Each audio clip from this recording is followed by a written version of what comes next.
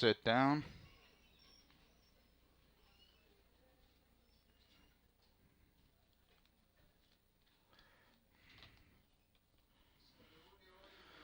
Today we're coming together, the Honorable Tribunal, to debate the question if the the expertise curing of historians, scientists, historians of art, must be the one that determines the content of the museums and applying them the knowledge that they have acquired to transmit it in a rigorous manner to an audience that normally doesn't recognize those contents. Or if it's the knowledge, the common knowledge, the knowledge of the citizens, the one that must contribute in equal quality than the one of the experts, and the contents that are exhibits in the museums, whichever is their speciality. For this reason, we have today the fiscal and the defender and the witnesses, three witnesses on each side that will give their testimony on this topic, so that at the end, in groups, the public that is present in an ordered manner will debate in small groups about their own opinion, that towards the end, from this elaboration and the arguments of the fiscal and the defense, will give to this honorable judge the capacity to give the sentence. The question is, the co-curing, is it a democratic system for the museums? Or, on the contrary, it is not so much, but we must have a predomination over the versions depending on the facts that it's treating. So I will give my word to the fiscal. Mr. Judge, Lord Judge, Defender, ladies and gentlemen, I hope I don't give the sultry image of a defender that is customized as a fiscal, which means the pathetic and hypocritic image of a wild wolf transformed in a humble sheep. I must warn that at my age, this wolf in question is already disheveled, lame, dulled, and strabic, and a bit lame even more. But I hope that through my intervention you will convince yourself that from all the qualities, all the wolfy qualities, my strabic conditions overcomes it.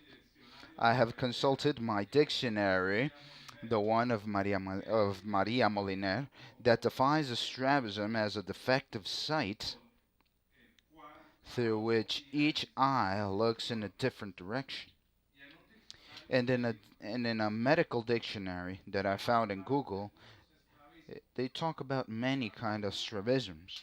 The absolute one, the accommodative one, the alternate one, the apparent one, the synetic, the concomitant, the consecutive, the convergent, the divergent, the spasmodic, the fixed one, the latent one, and the manifest.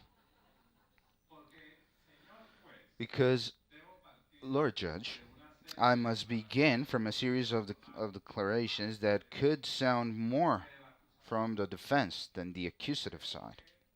I believe that the museums should be democratized. That, that democratization of these museums has to do with the concept, with its function, their proposals to the society, their relationship with the life of the community, the incorporation of arts to the daily life, the relationship of the history and memory with its surroundings and environment, the problems of the people with their uncertainties and their, of course, mistrusts, the dialogue of the science with the games, the imagination and dreams.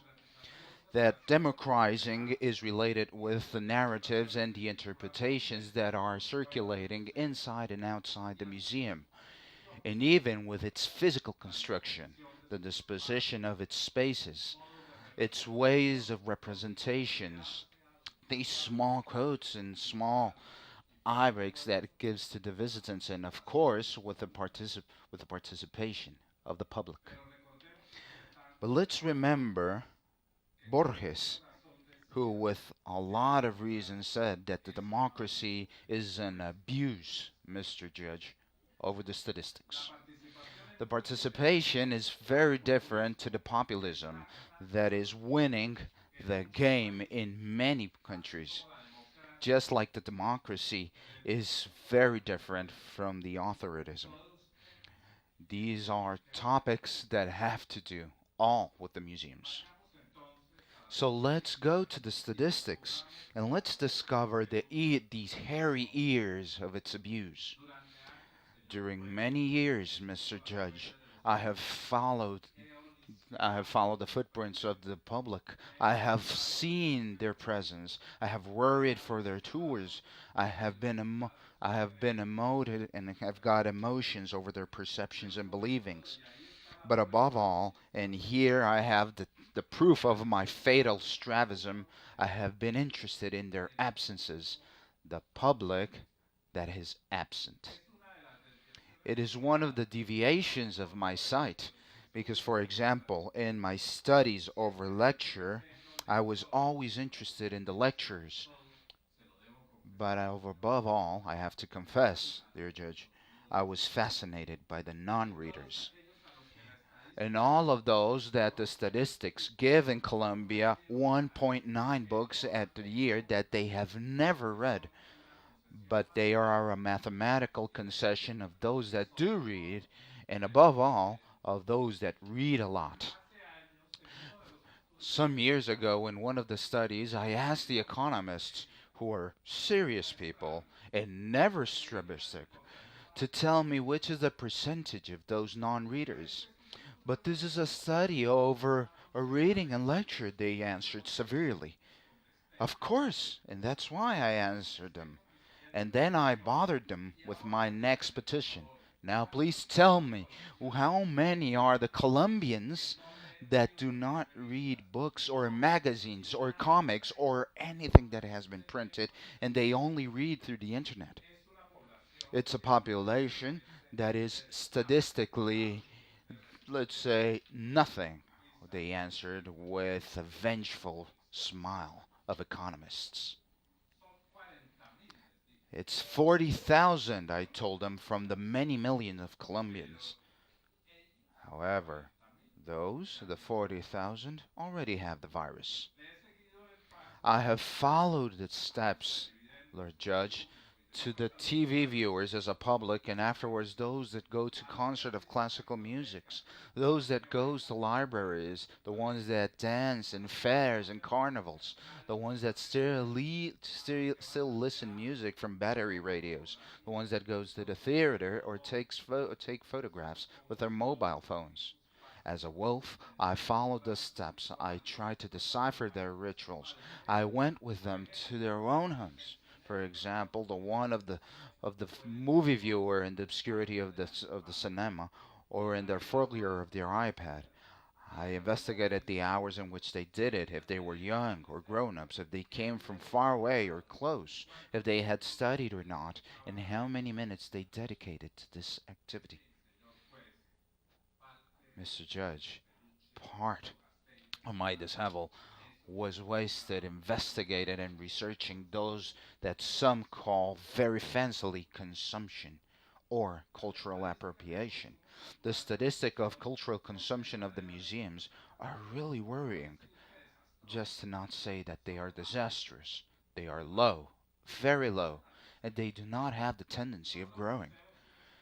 Are the museums a strange cultural object that are competing for the publics in unequal conditions with other social places and symbolic places? For this, it's necessary to reimagine. It's necessary to take practices that are not proper but can be popular.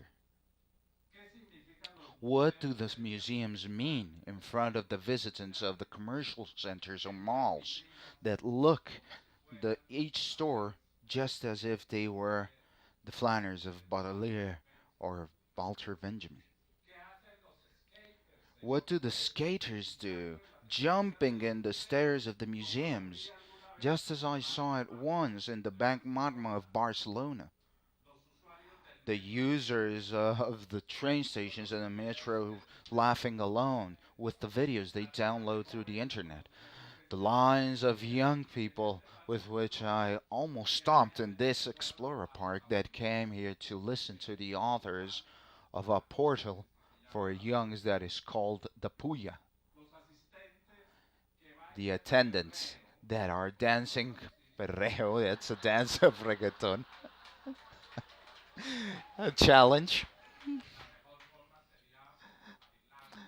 The best way would be dancing it, but I am afraid, dear judge, that I cannot do it, and in case I do it, I am afraid of being obscene.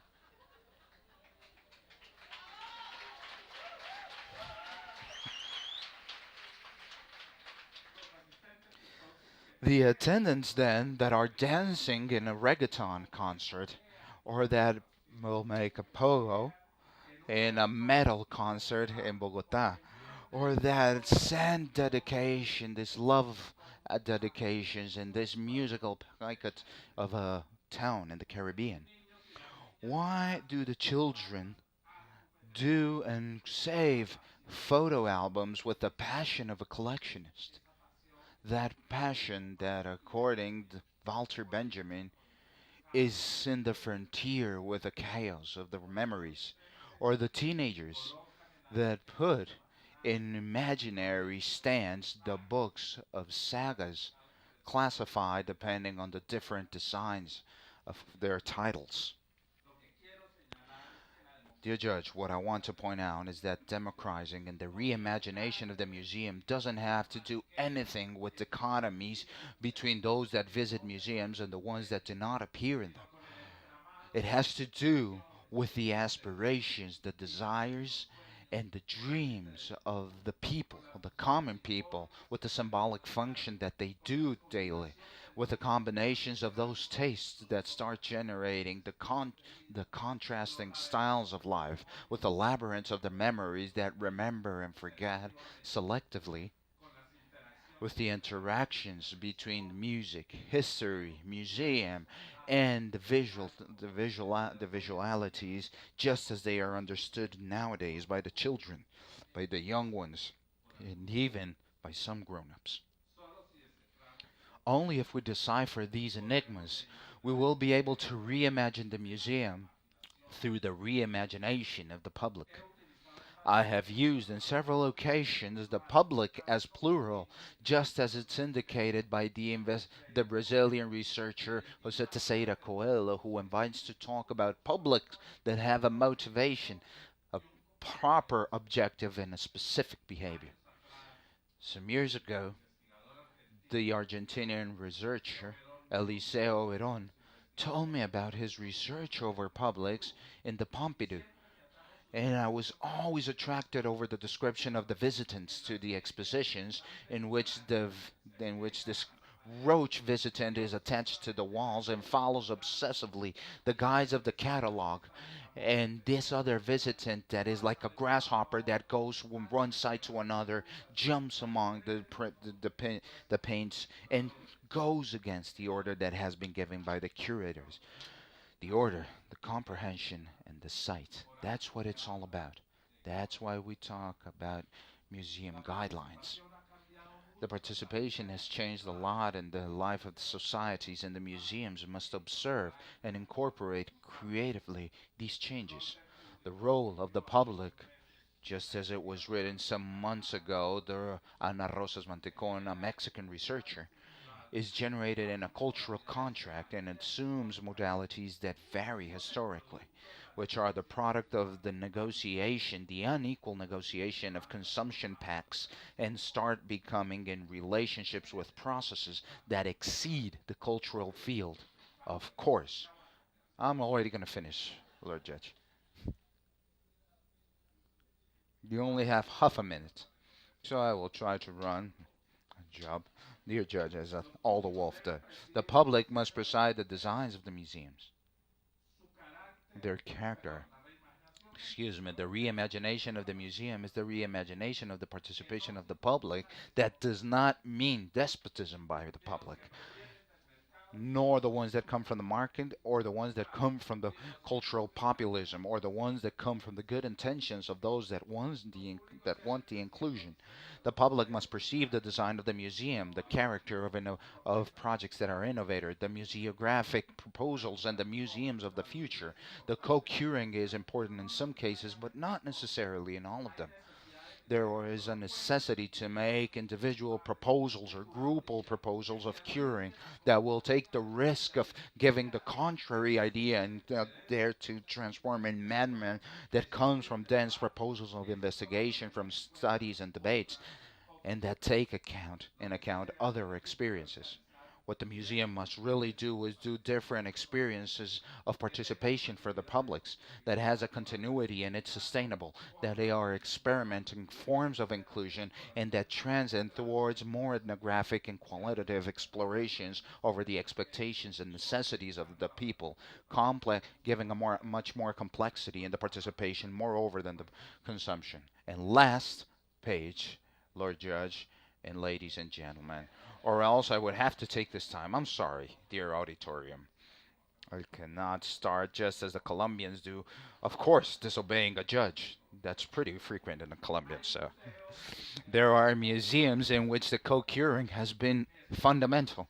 My most recent experience, and when I felt the participation of the community, was in the Turin Museum of the Memory in the of the Montes of Maria at the north of Colombia.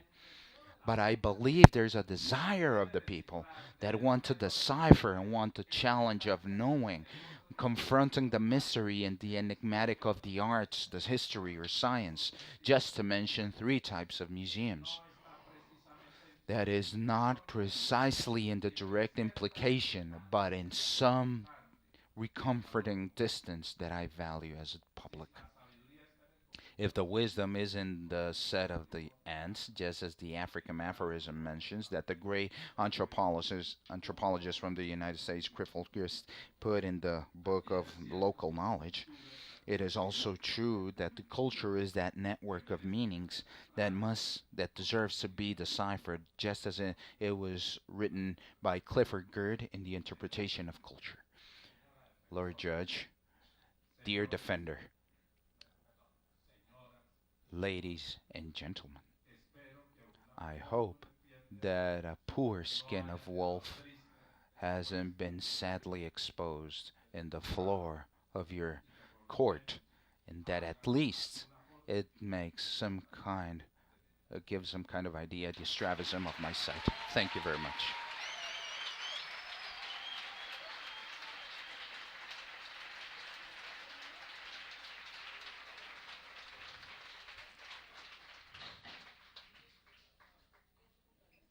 Silence in the court. We give the voice to the defense.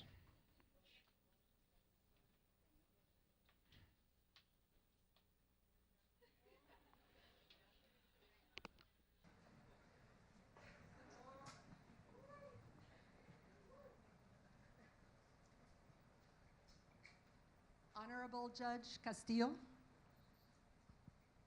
distinguished colleague, people of the jury, I come before you today to argue in defense of the practice of co-creation in our museum exhibitions and programs. But this is not an easy task. Even Prosecutor Ray sounds like he is supporting the idea, not prosecuting it. And some of the things that our distinguished colleague Ray says, I totally agree with. Much, maybe almost all of what he said, I agree with. Yet this puts me in a really difficult position because he in some ways does not represent the giant monolith of prosecutors out there in our real world. What do I think is the problem here? I think it has to do with our language. And here I'm echoing Bonita Bennett from the District 6 Museum talk this morning when she talked about our issue is really language, and she suggested that she doesn't even use the word co-creation. So why is that? When we say participation, when we say co-creation, everyone smiles and nods their head. But what do these words really mean?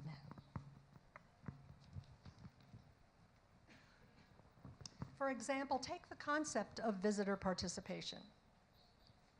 Prosecutor Ray argues that people don't attend our museums, and this is the real issue. Doesn't have anything to do with the visitors who already attend and the people who create the museum. It's about the much larger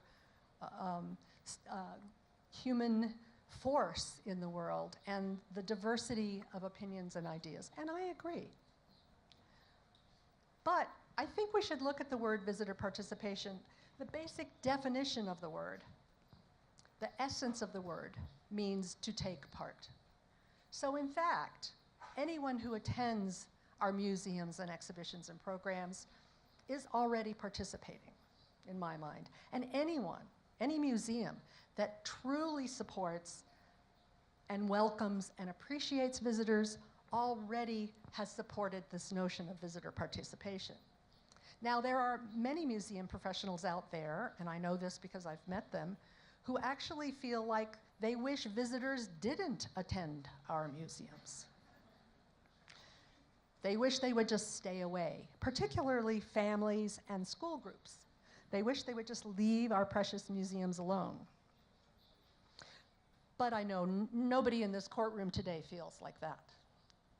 So, participation is our starting point and our baseline of action. But what about this idea of co-creation? Is it really a word? Yes, it is. Wikipedia describes co-creation as a management initiative or a form of economic strategy that brings different parties together. For example, a company and customers, in order to produce a mutually valued outcome. Business scholars who popularized this concept in the early 2000s, I think it was actually 2000, which by the way was 17 years ago, defined co-creation as, quote, the joint creation of value by the company and the customer, allowing the customers to co-construct the service experience to suit their context. Examples are companies like Napster, Netflix, Google. However, and also people were talking about the word co-creation. And I'm actually not quite sure what that means, but I have a feeling that it also falls within this practice of customer participation in production. However, we do ourselves a great disservice when we apply marketing and business models to museums. The idea that museums have something to sell and we want people to consume our products misses the point. And it also leads to assumptions like co-creation is as simple as providing post-it notes in the gallery, which it is not. That is not co-creation. Museums at their best thrive far beyond the boundaries of the marketplace. Yet we co-opt language and ideas from business to describe our aspirations. It's very troubling. We need to ask ourselves, what is the value of co-creation beyond the realm of the marketplace? Is it really the democratization of museums? Let's be honest here. if we put aside all these words and their definitions, what we are really trying to do is not so revolutionary. It's not primarily about democracy. What we're really trying to do here, it's not also thinking that all ideas are equal. No. What we are really trying to do here, what we as a field are really trying to do here, is to find new ways to create exhibitions that are not so boring.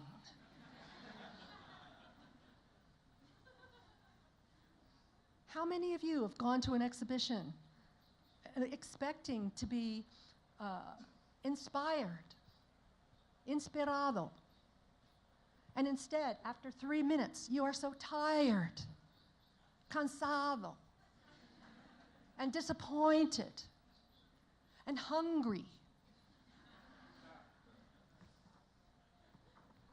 We need to create more exhibitions that live up to their potential as transformative, social, political, aesthetic, and inspirational experiences. We need to think of our visitors as partners to create new ways to have deep conversations with them and to use what we learn in those conversations to improve our own practice.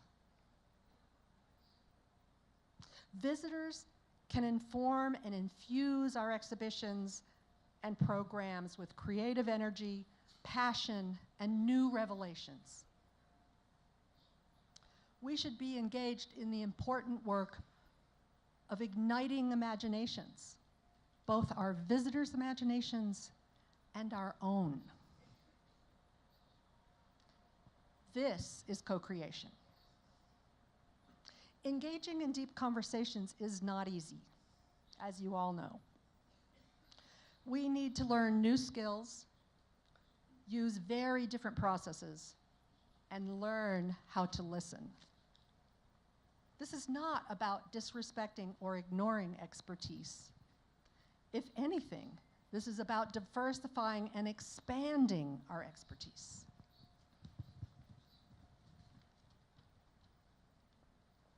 We now live in an interdisciplinary and intersectional world, and we need a greater diversity of expertise around our table, in the museum, in our communities. So we can no longer rely on the monograph of one scholar, or even 5 scholars, for that matter.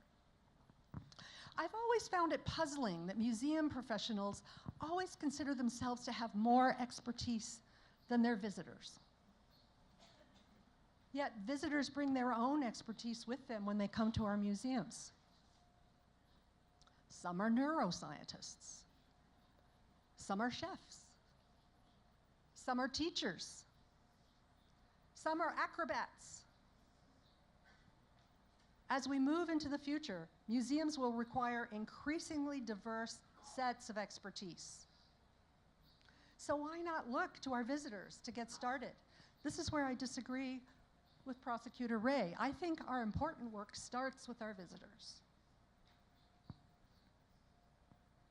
Why not ask them to help us expand and deepen our conversation and our skills? This could even start to feel a little bit democratic, but this is the true spirit of co-creation. In closing, I've been told repeatedly over the years that museums are not very flexible organizations. They're conservative, cautious, and backward-looking by their very nature.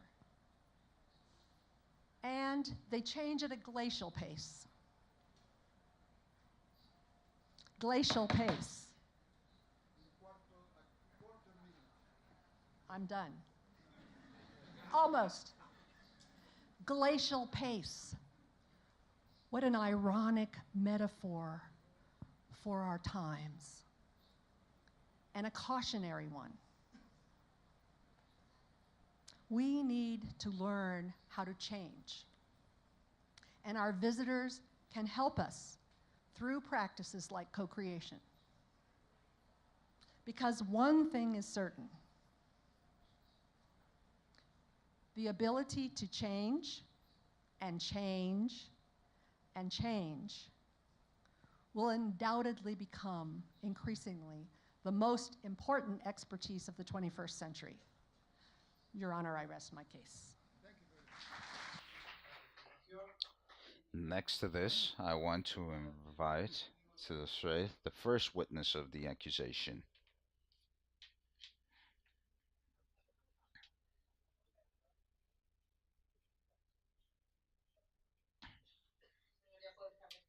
Your Honor, can I be stand up? Yes, you can.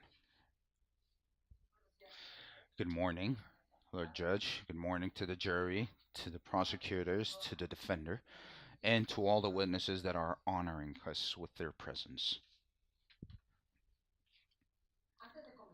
Before I begin, I would like to ask the jury to keep an open mind, to exclude the emotions, and to try not to have prejudices over the cases that will be exposed next.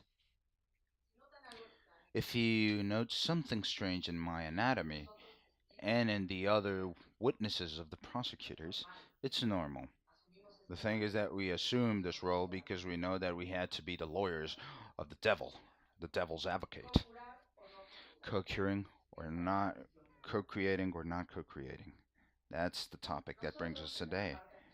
From the accusing part, we are being forced to demythify this utopia. Even if it sounds painful, we know that the predominant model of museum nowadays is the participative model, and we have even thought that the community is the solution and their involvement will erase all the traces of elites with which the institution has been tainted. We are among a delicate situation due to the grade of deceivance that this brings. It's true that we could quote successful models, but until we don't show something real, this will remain as an isolated case. Number one, I think that the first thing that we must question ourselves is what wants and what does the visitant need. We could always think that the community always is the owner of the truth, but it's not like that.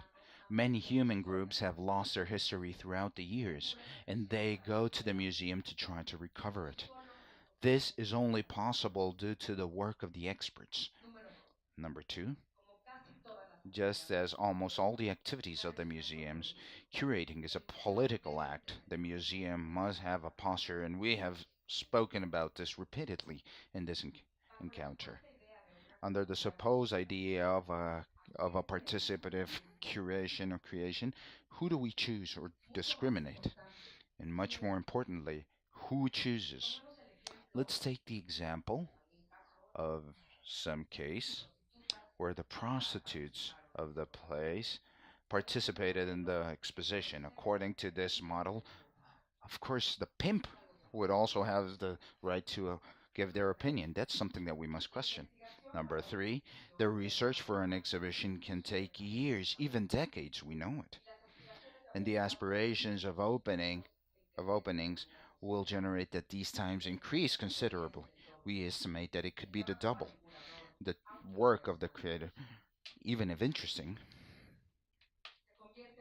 becomes in something that is overwhelming, and towards the end, in any way, we must choose which vision to conserve and which vision to eliminate.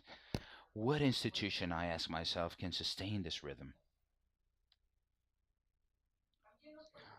Also, the budgets can scale in a very significant manner, probably even getting to be the double, because we have all kind of resources involved, not only the human resources.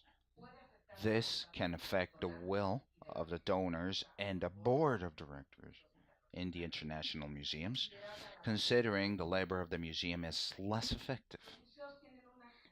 The museums have a great responsibility with the public, the space, and with the objects that they are guarding. This is why it's an error to confuse co-curing and co-participation, just as it was mentioned. While the first one can be a dangerous trap or even a fashion, the second one is necessary so that the community can appropriate themselves of the space. Please, let's not confuse. Unfortunately, there's still a lot of confusion over this topic. And I repeat, during these days, we have seen many examples, very fortunate, of co participation, which is something different. It is necessary that the museum institutions have a clear aim, purposes, and of course vocations so they do not fall in the paper or the role of the world saviors that can do everything. The temptation of satisfying the personal ego can be quite big. I don't know if the curators have listened about that word ego, but the Latin Christ.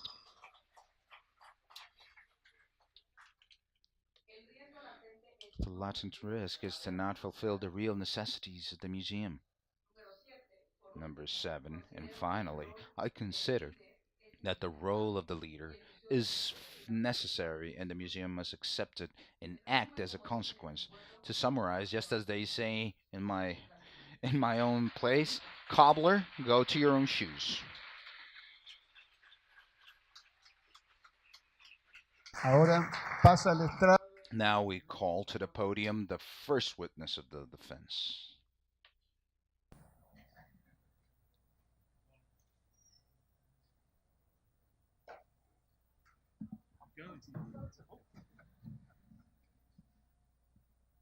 I'm going to talk about Les hablaré sobre la empatía y el privilegio, porque a menos que entendamos.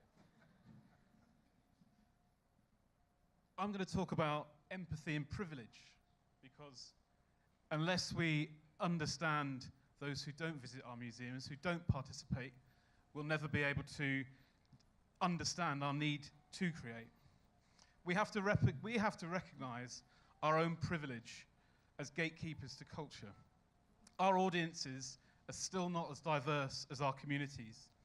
If we care about social justice, we have to address the inequalities of cultural capital within our communities. And that is inherent in the work of co-produced and co-creation. In my country, more people are visiting museums than ever before. 55% of the population go to a museum at least once a year. But the gap between rich and poor hasn't moved. And poorer visitors represent only 30% of our overall visitors. A great divider in our society is not economic capital, but it's cultural capital. And you can't recognize the gaps in cultural capital directly. You can't see it like the inheritance of property, and it's masked by the language of meritocratic achievement and hard work. Access to and participation in traditional forms of culture foster entitlement and authority. Those with it are more likely to get the best out of institutions and services. They are better educated, and they pass on those privileges to their children. Lindsay Hanley, the writer, said, if you grow up in a milieu of high cultural capital, it's second nature that you engage in arts and culture as they add to the richness of life. They help you to be participatory, confident, and assertive. The accumulation of cultural capital by one section of society is the biggest impediment to social mobility within our countries. Now, to bring back the theory to the practical, we carried out some visitor research in our organisation in areas where we know there is low participation. The responses that we got from our research showed that people felt that it was not the sort of thing that people like us do. It's not recommended by friends or a peer group. It's perceived primarily as an educational activity. The didactic, traditional form of the museum is the biggest inhibitor to the broadening of cultural capital. But those people we interviewed experienced high levels of social capital. They had strong family networks. They used local services. They would visit churches, mosques, temples. They used local services. They were willing to spend their time on other leisure activities. It's just that they wouldn't spend those time coming to the museum. If cultural organisations don't narrow the social and economic gap in visitors, our organisations will tilt towards elites at a time when we need open exploration and understanding across society, and co-production, co-creation with our visitors, embedding participation as a habitual experience is absolutely necessary for us to narrow those gaps in cultural capital.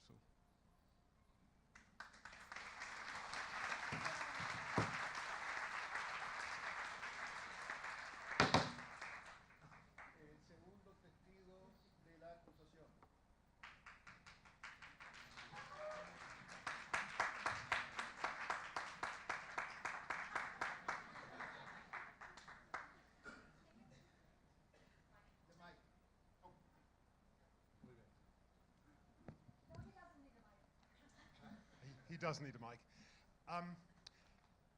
Following on from what Tony's just said, I want to talk about the divide among the museum sector in Britain. A few years ago, the Museums Association developed Museums Change Lives.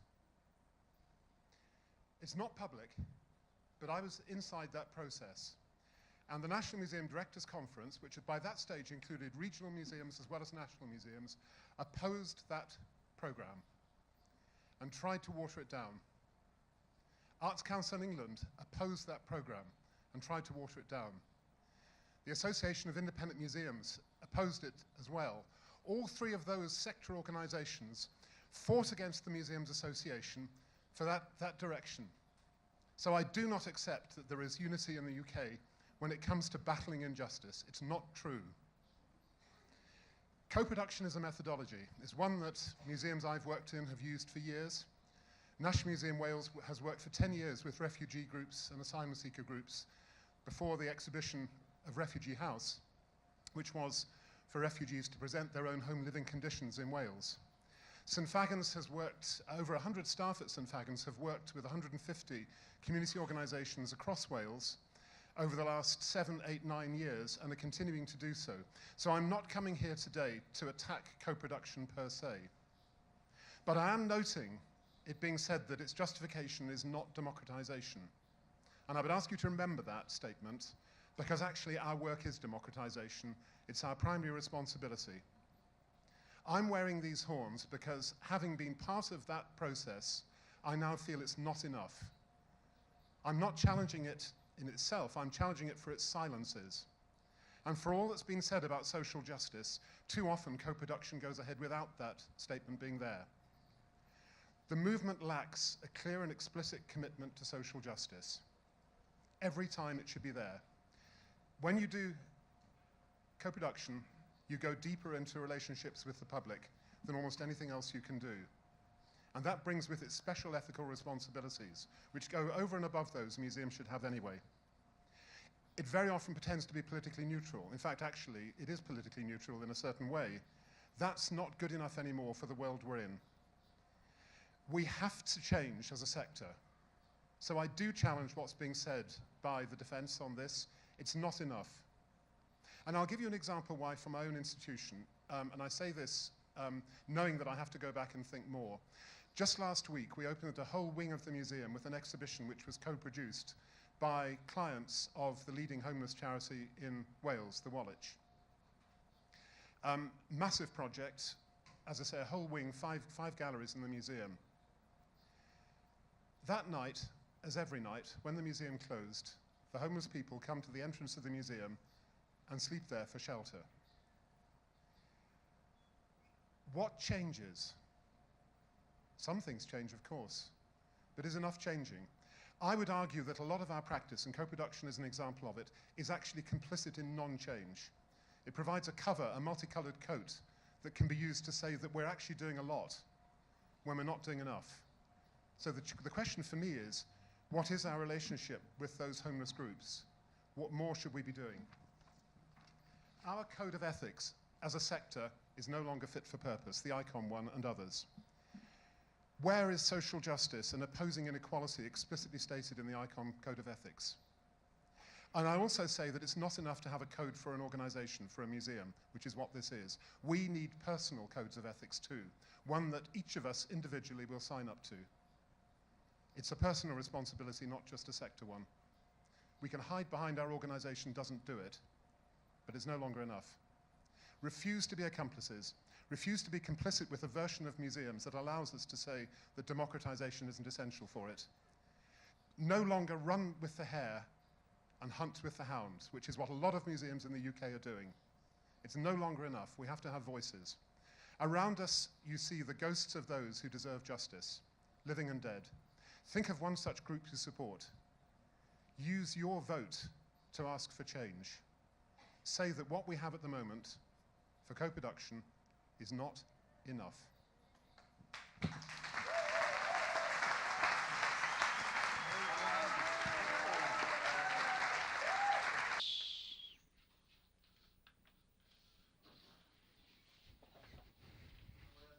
I'm going to sit down because I always like to go against the the normal flows, and I'm going to go against what the other witnesses are giving. I don't want to play the role of an expert witness. I just want to play the role of a witness that has another case to tell. So I'm going to present an exposition that I made a little bit more than 2 years ago. So I proposed 2 years ago to make an exposition over cooperatives of indigenous women in Guatemala. I am a curator in the Canadian Museum for Human Rights, but I was born in El Salvador, and I have a grandmother who is an indigenous Mayan woman that is also shared with Guatemala. So it was important for me because I also grew with an indigenous past that was denied to me. So it was important for me to find this. So I began when I graduated from the faculty, from the law faculty. I went back to Guatemala and I lived there working in the prevention of sexual exploitation over children. So I knew Guatemala very well and I had contacts. So I went to Guatemala. Every year I go back to Guatemala. I know very well the country. In the museum, the work that I began from Canada was to contact these women of the cooperatives in Guatemala. I knew them as well. And I started a process that was daily, talking every day by phone with these women to start establishing a relationship of trust and confidence. These women told me things. They knew very well what they wanted. And they told me that they had been victims of a lot of exploitation. Of people that had come, that told them that they were going to make documentals, that they were going to do movies, that they were going to do this or the other, and never returned to show them the final product. They left and they didn't know how their stories were being used. So this was something very important for them. Another thing that was quite important for them and that we also discussed in this process was how their communities were going to benefit from this project. So they told me, you are a museum. You're going to charge an entry so that the people can see the exposition. You're going to have a benefit from this. But how are our communities get a benefit? I am charging a wage, a salary for what I do, for this, for that, for what I was going to do. But how are these communities be benefited from all of this? The objective was not to come here and steal their stories and benefit from them. So we started to talk, and I asked them, what is important for you? How can I help you? And they told us the cooperatives. And the objective of the exposition was to show how the cooperatives empower the women to transform their communities and reivindicate their social and cultural rights. Guatemala was submerged in a civil war until 1960 up to 1996, like 36 years, one of the largest wars we have had in this side of the world. The cooperatives are formed after the genocide, and the Guatemalan government implemented a policy against these elements in Guatemala, and the Commission of Truth found that more than 200,000 victims died during the war, and 80% of these people were Mayan. This is just to give a little bit of context. So they told me, the important part of our cooperatives is to sell products. So this would benefit us. So I said, we can sell the products in the boutique of the museum. And they said, yes, but we cannot sell them just once, because if they sell them just once, you're creating an expectation in the woman. They will get debt, they will buy more materials, more raw material. And if it doesn't keep on buying, we can't buy them anymore, we will create more problem than a benefit. So I went and I started bargaining with the boutique of the museum, and we said we must be permanent customers. Then they said this. The other thing is to know how we're going to utilize the stories. Everything we do everything we talk in the museum is English and French, and we had to go to another department and bargain that all the exposition would be in Spanish, so that these women could realize that it was being done in their own language and representation. So after all this time, when we could generate this relationship of trust, these women invited us to go to Guatemala. We were doing a virtual experience. We were doing a film of virtual reality. And 2 years ago, there were just some productions. We were one of the first that did it, and we did it in cooperation with these women. So we went to Guatemala, the team of the museum, and before leaving the museum, I also had to clarify there that I was taking museographic script, and that this script had to be flexible, so that when I could encounter myself with the woman, I could change and include something, and that was a priority for them, because I was not going to tell their story. I do not live their reality. I'm not a woman. So I wanted them to be the ones that were going to tell their story. So I arrived to Guatemala, and we traveled through 12 different villages, uh, making interviews with the women, making formal and informal meetings, questioning, and trying to find out what they wanted to see in the exposition and how it could benefit. Oh, I will have to speak a little bit faster. Time is going out. So from all these consultations, we decided that I took all the script of the production, 95% of the words of the woman, and only 5% of the voice of the museum. And the exposition in the exhibit was open, and we also brought, with the collaboration of the Embassy of Canada, we brought two women, the president and vice president of the cooperative, so they can tell the story in Canada. We made a full week of events, meetings with indigenous communities of Canada and Guatemala, and they were a complete success. They go back to Guatemala, but the work doesn't end there. I went back when the exposition had been closed. I went back to Guatemala. I went once again through all the villages with the production in Spanish, so I could show to each one of the women that had participated how we had enlisted their stories. Besides these, we also achieved, in collaboration with the Embassy of Canada, we were able to take the exposition to Guatemala that was exhibited last year, so that the other women could see it. This has been one of the most successful exhibitions that we have had in the museum, and the communication media wrote stories everywhere, nationally, internationally, even Vogue mentioned us. And they also praised the work of the exhibition, so it's for you to decide. Thank you very much. El siguiente y último The next and last witness of the prosecutor's side.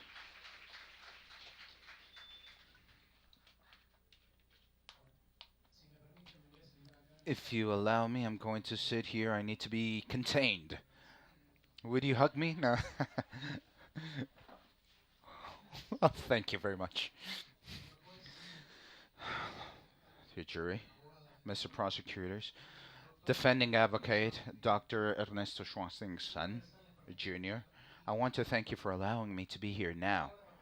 The word participating is an allied concept and co-creating, allows me to make part of something. It doesn't remit in any sense to the magnitude of this action. The first thing that we submit at the beginning of the participation is the necessity of counting with these museums. Plus, if that is not valid, if we have to keep on sustaining them with our own taxes, in the case of the public museums, because of the administration in turn has to finance these institutions.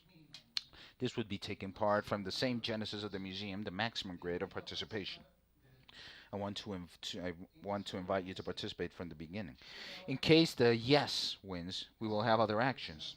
On the contrary, this judge or this jury will, all of this won't be necessary. It's necessary to have museums, at least for now.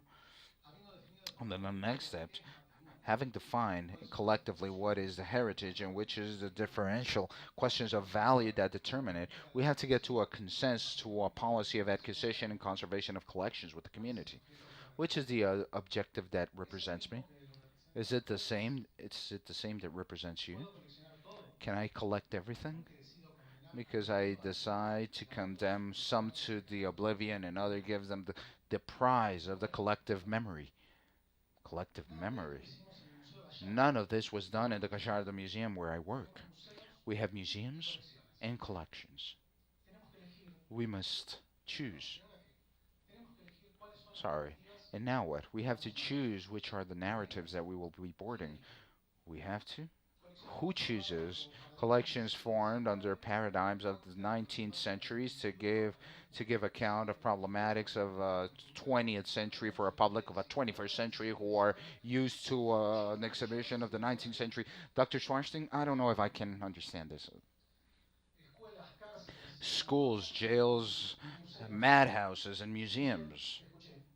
I did listen to you, prosecutor, but Bennett says that the museum constitutes an institute not of confining, but of exhibition. It forms a complex of interdisciplinary destinies of power that could take more advantage than the formation of the jailing institution, a symbolic universe and axiological system of cognitional element of tradition and disciplines.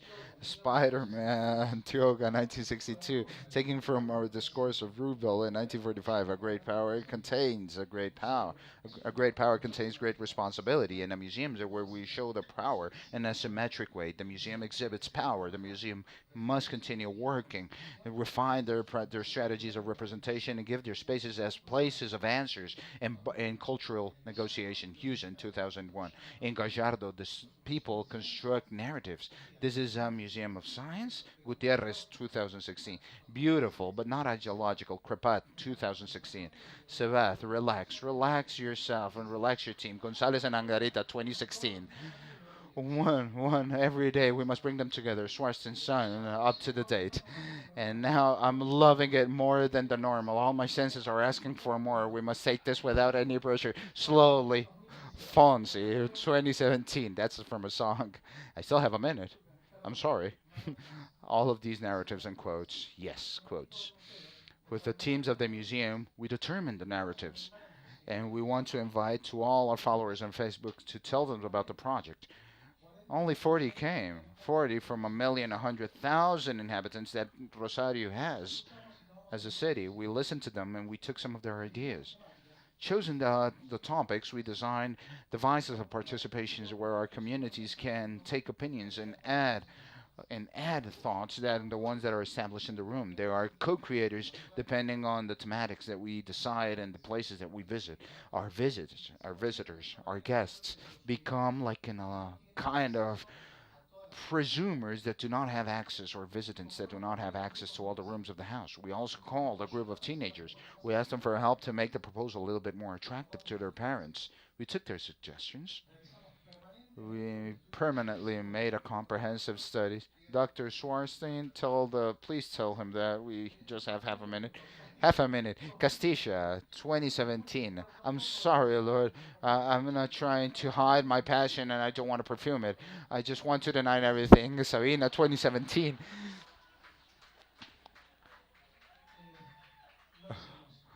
We did it. We did it. We will do it, and we still have that bitter taste of those things that should work in a better way. Participation from the beginning. Participation that was represented, that represents all the sectors of the community. Participation in co-creating that defines the destiny of our institution. I'm going to finish, Lord Judge, and I want to do it with a sentence that I do not coincide with. Children and madmen say the truth. To some, one are educated, others are locked up, and both once visited a museum. Thank you very much.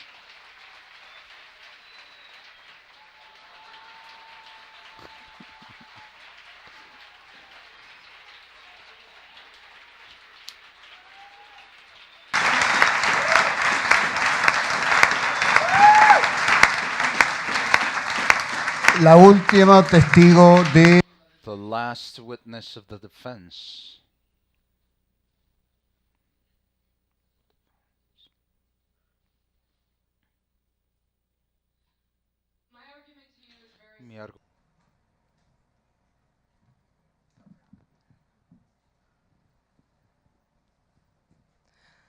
My argument to you is very simple.